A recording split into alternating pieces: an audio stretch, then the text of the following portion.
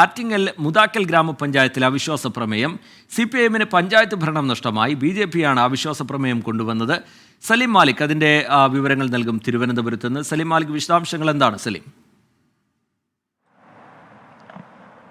റിജിത്ത്, ഈ മൂതാക്കൽ ഗ്രാമപഞ്ചായത്തിൽ ആകെ 20 വാർഡുകളാണ് ഉള്ളത്.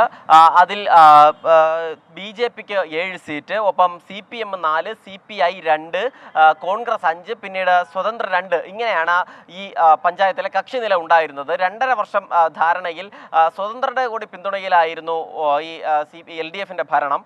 2.5 വർഷം കഴിഞ്ഞാൽ CPMൻ്റെ പഞ്ചായത്ത് പ്രസിഡന്റ് ഒഴിഞ്ഞ് അത് CPIക്ക് നൽകും എന്നൊരു ധാരണയുണ്ടായിരുന്നു. ഈ ധാരണ നടക്കാത്തതിനെ തുടർന്ന് BJPയും കോൺഗ്രസും ഇന്നത്തെ ദിവസം ഇവിടെ പഞ്ചായത്തിൽ അവിശ്വാസ പ്രമേയം കൊണ്ടുവരികയായിരുന്നു.